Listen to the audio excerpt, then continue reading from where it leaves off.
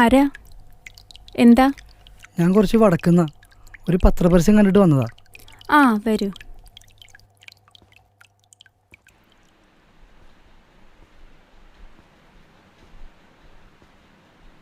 ഇരിക്കൂ.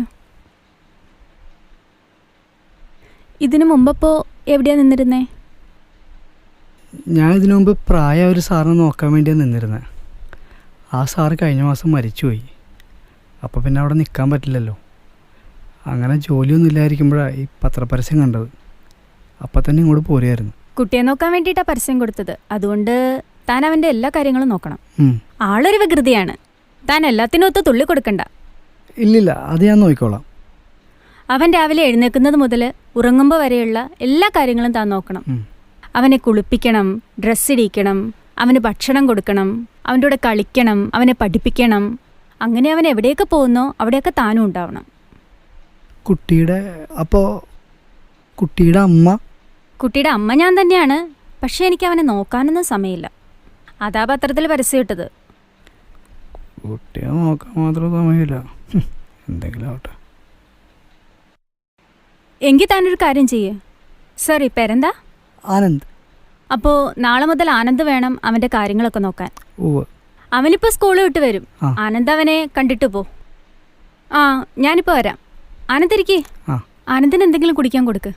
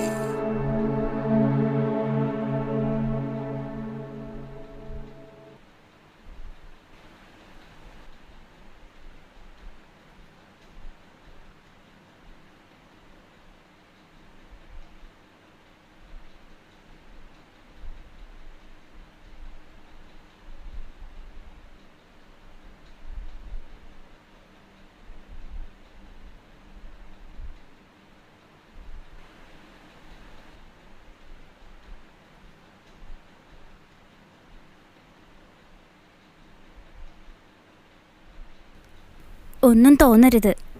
ഇയാളിനി ഇവിടെ നിൽക്കണമെന്നില്ല കേട്ടോ. അങ്ങനെ ഒരു കുട്ടി ഇപ്പോൾ ഇവിടെ ഇല്ല. കുട്ടി മരിച്ചപ്പോൾ മുതൽ ചേച്ചി ഇങ്ങനെയാ.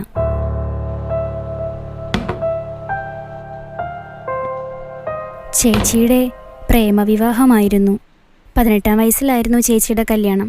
വീട്ടുകാർക്ക് സമ്മതമല്ലാത്തതുകൊണ്ട് ബന്ധം ഉപേക്ഷിച്ചിട്ടാണ് ചേച്ചി അയാളുടെ ഒപ്പം പോയത്. ഒന്ന് പുറത്തേക്ക് വരൂ.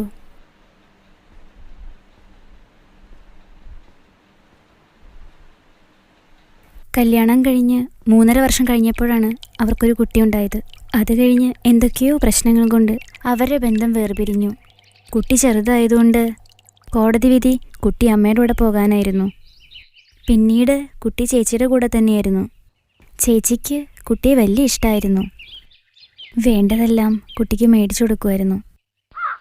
ഒരു ദിവസം എവിടെയോ പോകുന്ന വഴി വണ്ടികൾ തമ്മിൽ കൂടിയിടിച്ചു. കുട്ടി അപ്പം തന്നെ മരിച്ചു. ചേച്ചിക്ക് ബോധം വരുമ്പോൾ ഹോസ്പിറ്റലിലായിരുന്നു. എങ്ങനെ ഈ വിവരം ചേച്ചിയോട് പറയുമെന്ന് വിചാരിച്ചിരിക്കുമ്പോഴാ ഇട്ടേച്ചു പോയ ഭർത്താവും ഫാമിലി അവിടെ വരുന്നത്. ചേച്ചി കാരണമാണ്. ചേച്ചിക്ക് നോക്കാൻ അറിയാത്തതുകൊണ്ടാണ്, ചേച്ചി നോക്കിയതുകൊണ്ടാണ് ഇങ്ങനെയൊക്കെ സംഭവിച്ചതെന്നാണ് അവർ പറയുന്നത്. അപ്പോഴാണ് ചേച്ചി അറിയുന്നത് കുട്ടി മരിച്ചു എന്ന്. അന്നു മുതൽ ചേച്ചി ഇങ്ങനെയാ. ചേച്ചി നോക്കിയതിൻ്റെ പിഴവ് കൊണ്ടാണ് ഇങ്ങനെയൊക്കെ സംഭവിച്ചതെന്നുള്ള തോന്നൽ ഇപ്പോഴും ചേച്ചിയുടെ മനസ്സിലുണ്ട്. അതുകൊണ്ടാണ് ചേച്ചി ഇപ്പോഴും സ്വബോധത്തിലേക്ക് തിരിച്ചു വരാത്തത്. ഒന്നും തോന്നരുത്. ചേച്ചീനെ നോക്കാൻ വേണ്ടിയിട്ടാണ് ഞാനിവിടെ നിൽക്കുന്നത്. എല്ലാം ശരിയാവും. വരട്ടെ.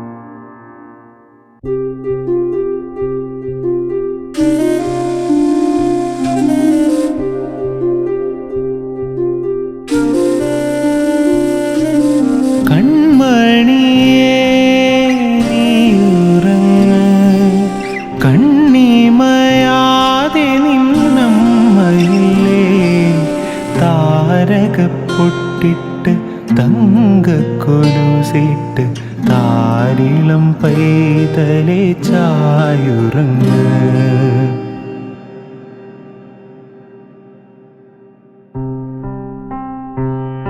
അമ്മയുടെ മോനെ നോക്കാൻ ഒരാള് വന്നിട്ടുണ്ട് കേട്ടോ.